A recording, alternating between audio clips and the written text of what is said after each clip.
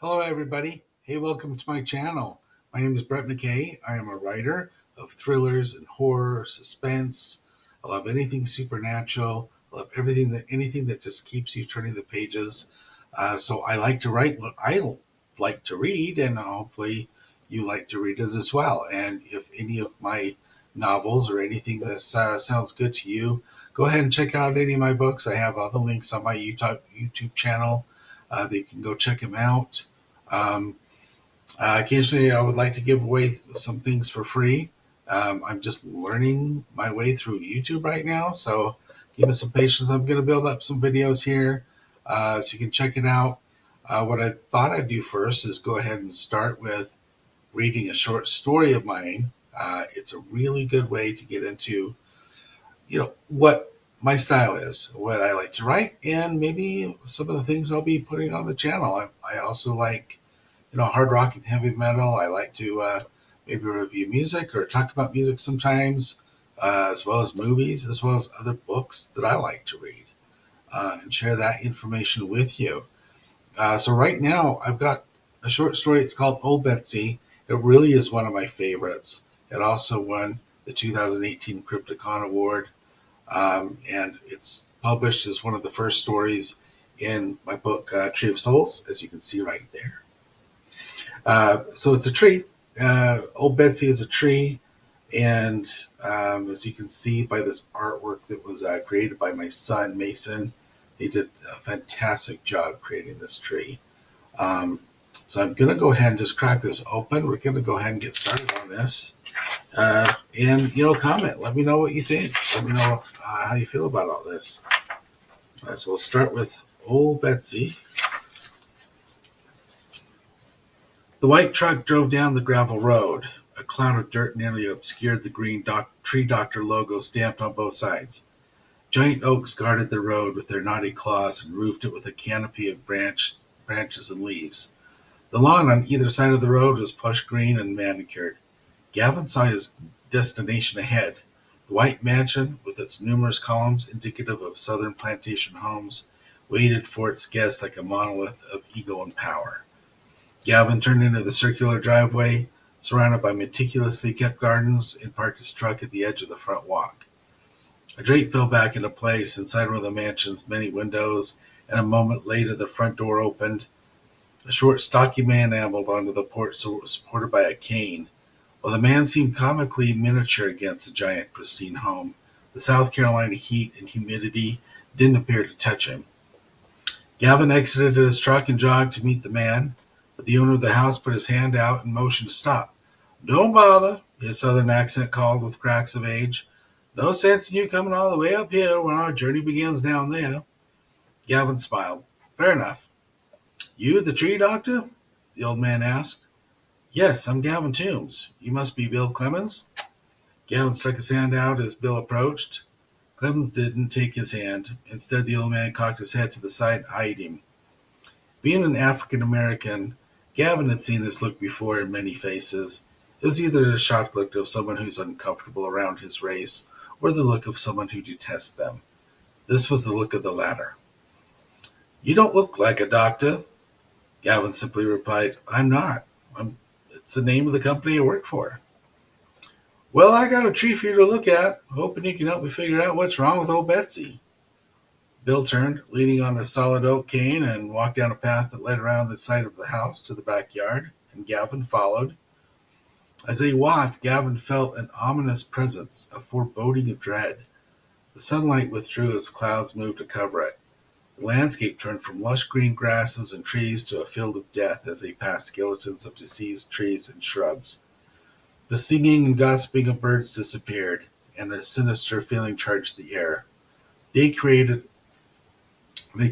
a hill of dry, dying grass and bare dirt, and when they strode down its incline, he saw it, the titanic creature they had been called to take care of. Bill glanced over his shoulder with prideful glee in his eyes. There she be, my Ol Betsy. The southern live oak stood an impressive, ominous 70 feet tall. Briefly, Gavin guessed that the trunk's circumference must be close to 30 feet, and its arms stretched at lengths of up to 180 feet tip to tip. She looked like a creature summoned from a Lovecraftian tale. Massive branches reared up and back down in a swooping form as if to grab its prey, and its wood bulged with disproportionate muscles and knotty wood. She's been here for maybe 500 years or so, I reckon. Not to be mistaken with the angel tree over in Charleston so many people come to see. Ol Betsy's an angel, too, but of a different type. Clemens chuckled devilishly. Gavin stopped next to the large stump, a remnant of a former giant. A long-handled axe leaned against it. My great-great-granddaddy built the plantation around this tree. He said old Betsy had a magical power about her. He told his children and their children stories about her. He'd make up fairy tales how she'd saved lives of children and protected the family from evil. Mr. Clemens let out an ironic chuckle. Funny thing is, she's taken more lives than saved them. Of that, I am sure. We ran a cotton plantation back in the day, and yes, we used slaves. He gave Gavin a sly look.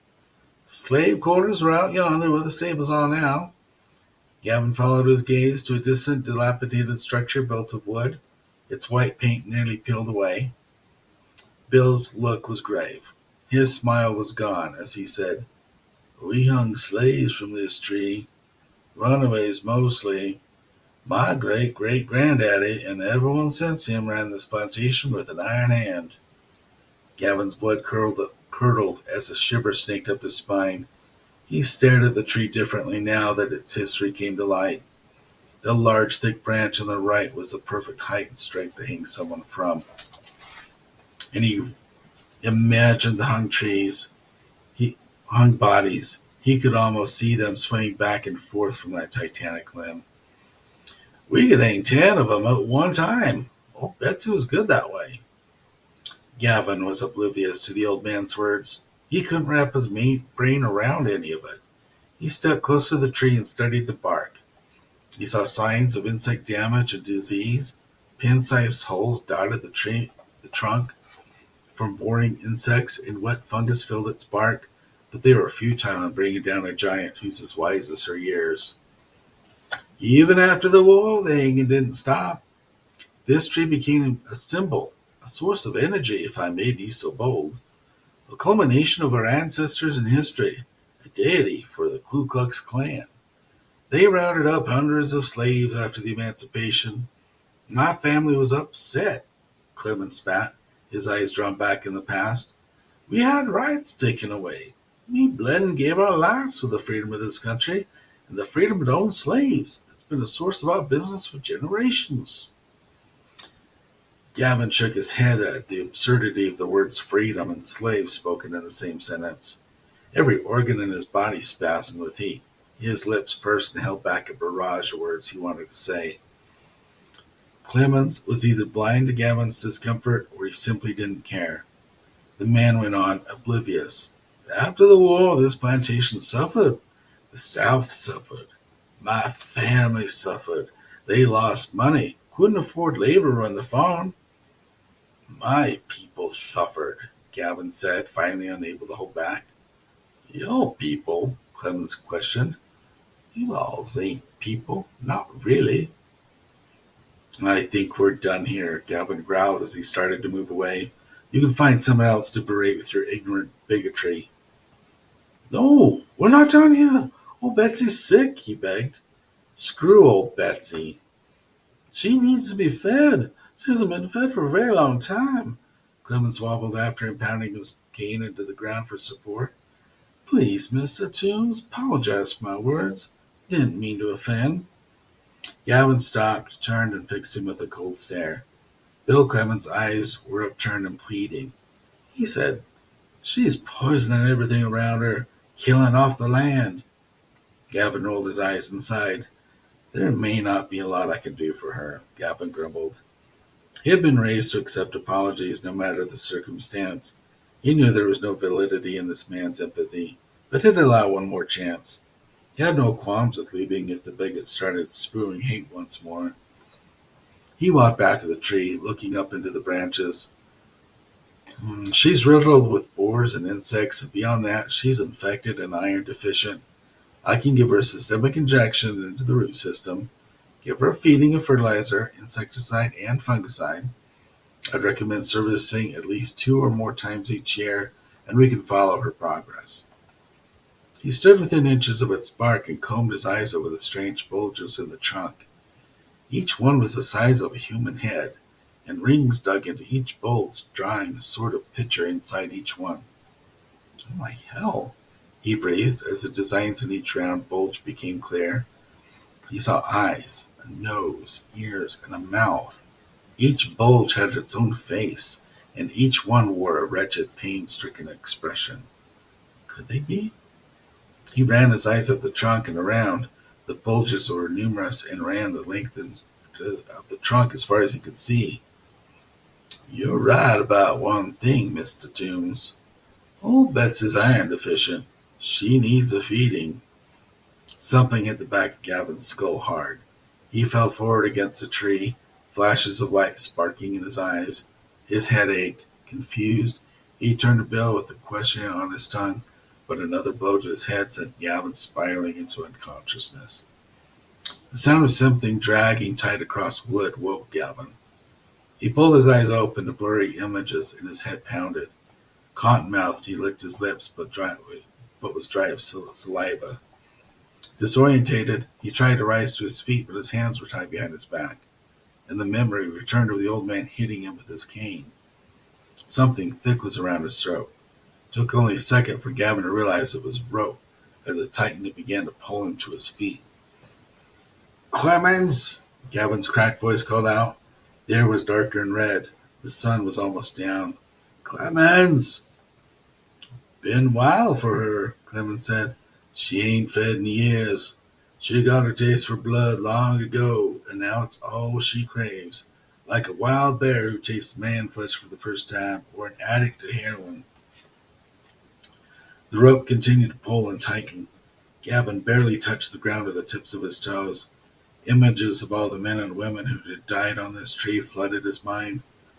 He felt his ancestors like he had never felt them before, felt their pain, agony, and the shackles of their repression. Ultimate fear surged in him that he'd end up as one of those bulges, those heads in the trunk, and become part of the tree. He fought, struggled, and kicked like a fish on a hook. He pulled at the restraints around his hands to no avail. How could this weak old man be pulling him? His feet lifted off the ground, and the weight of his body pulled his throat to the noose, cutting off his oxygen. Panic set in, and he fought harder.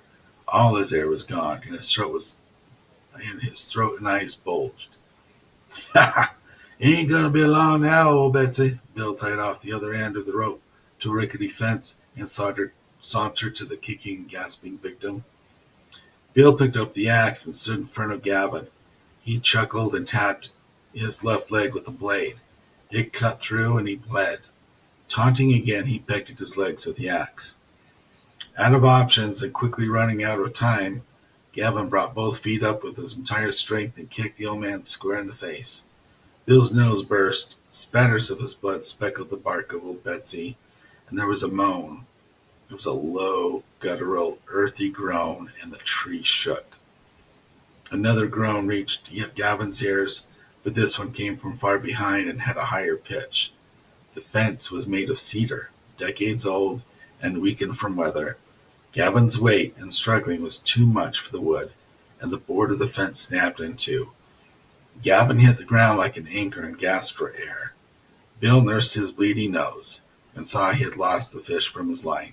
His eyes widened and his lips trembled. Gavin jumped to his feet. It was a struggle with his hands tied, but determination found a way. He ran to Bill and snapped a front kick to his hand, sending the axe flying. He kicked again to the old man's chest, and his bent back flew against the hungry tree. Gavin ran to the axe. Quickly he rolled to the ground and pressed the bonds around his wrists to the blade and sawed back and forth. The blade cut into his fingers and hands, but it didn't matter. He tried to keep his eyes on Bill, but things on the tree shifted. The eyes and the bulges of the tree trunk opened, the mouths moved, and the wooden pupils darted back and forth. 1,000 cries, like creaking woods, sang in the air as the lost souls bore their agony to the sky. It was the blood. The mouths of the faces licked greedily at the spots of blood left by Bill. Hands finally free, Gavin leapt to his feet, the axe in his trembling grip. Bill ran for Gavin, but he froze as Gavin took his stance with the axe. Eyes wild, he studied Gavin's face, trying to read his intentions. Gavin's breath was hoarse as he continued gasping in heaps of oxygen. His throat burned like hell, but his eyes burned hotter, and spittle dripped from his bottom lip. In a last desperate act, Bill lunged for Gavin. At the same moment, Gavin swung the axe. The blade smacked hard against the old man's head. Gavin withdrew the axe, and blood ran like a river down his shocked, wrinkled face. He stumbled back. Gavin swung the axe like a baseball bat against the side of Bill's head and split it open. Bill flew against the trunk of the tree. More blood splashed across the wooden faces. They sucked it in like branches in the shapes of hands, and arms popped out of the tree and pulled Bill against the trunk. The knotty fingers grasped his shoulders, neck, feet, and legs. Teeth sprouted from the mouths of the faces, and they dug into his flesh. Like chomping into a long-awaited feast, chunks of flesh were bitten away, and he screamed with an agony Gavin would never forget. Gavin turned away, unable to watch further. He searched the property for items to finish the nightmare scene. Something had to be done. He couldn't leave things this way. He found what he searched for in a nearby shed and approached the tree with a gas can. Bill's body was motionless. The screams had stopped, and his head fell to one side on his shoulder. Gavin threw gasoline on the trunk, Bill's body, and the lower branches until the can was empty. He looked at the tree before flicking the lighter. The faces stared back at him, and at first Gavin feared they'd recognize what he was doing and fight to stop him.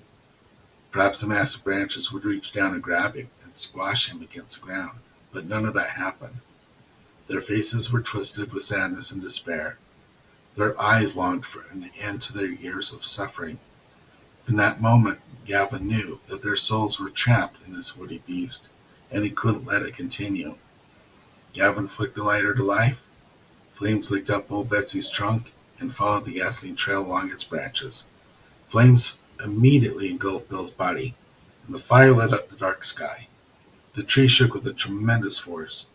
The earth quaked beneath his feet, and Gavin ran. He jumped into his truck and tore down the road. His thoughts were on the souls the tree had taken, hoping they were free now, and he followed the sight of the fire in his rearview mirror until it was nothing but a tiny glow. And that's the end of that story. And it is really one of my favorite stories, and as you can see, like I have a picture of a tree back there too. I love trees. I do have kind of a fascination with them, but I'm also a landscaper. I've been doing landscaping for I guess about 15, 16 years now. So I learned a lot about trees. So I love pruning. I learned a lot about disease and how to treat them. As you can see, I put that into the novel.